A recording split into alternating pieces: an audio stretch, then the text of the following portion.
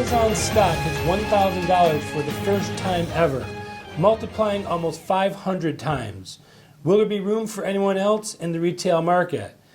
Also, is the Fed going to raise rates again? And what does this indicate for the economy? Let's start with Amazon, Maury. This Sure. is an incredible story. Unbelievable. You know, I'm antagonistic a little bit about Jeff Bezos because of his politics.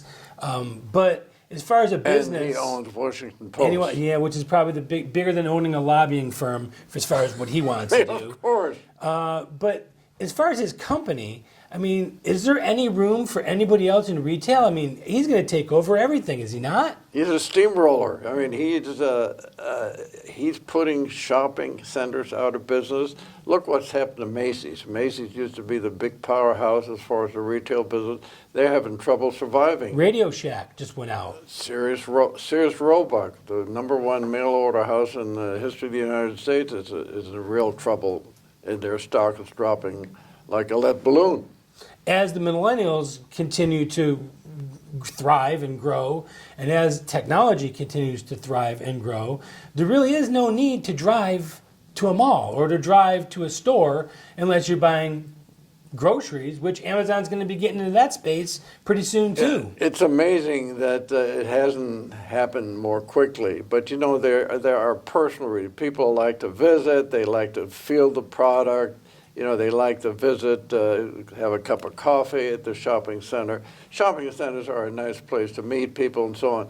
That's what's keeping them going. But if you put it on a longer-term basis, you're absolutely right.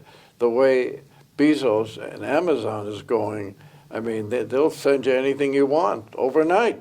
And the services are cheaper than what you're going to find in most stores. That's right. You know, most of your best goods is going to be right there. You open up a Prime account, and now you've got movies and TVs, and these guys are moving into every single space in America. You know how much he's made this year since Trump got elected? $19 billion. I know. Which is unbelievable. He's also one of the he's the fourth biggest corporation in the United States and the world today. You know, twice as big as Walmart. You know what I'm laughing at? If you would have known in 1997, that's not so long ago, is Right. it? 20 years ago, you could have bought that stock for nothing.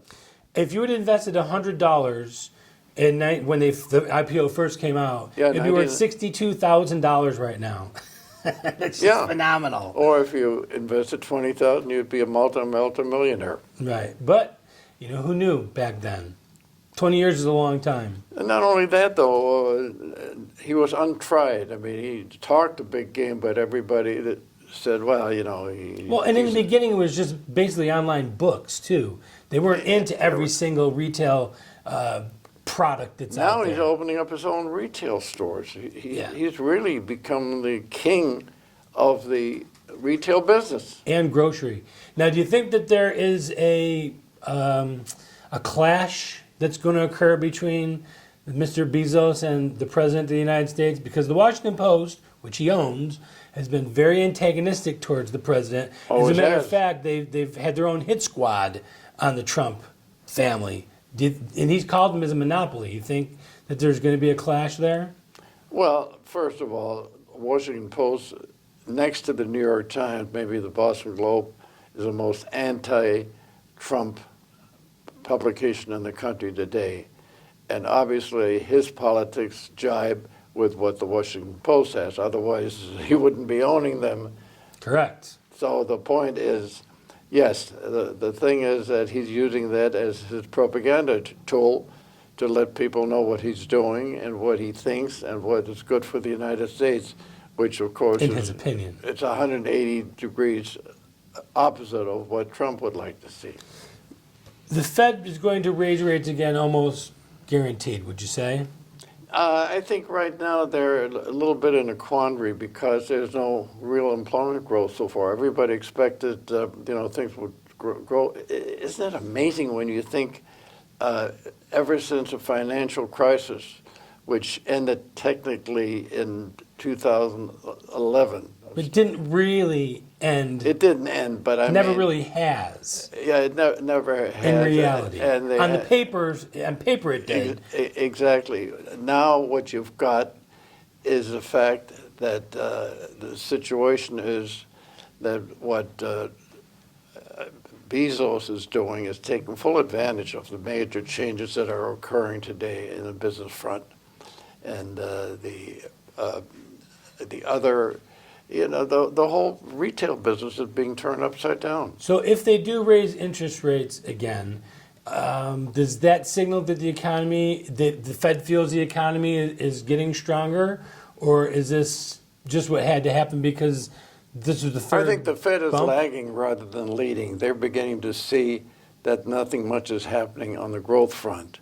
So consequently, they're holding back a little bit. Everybody thought every quarter there'd be an increase.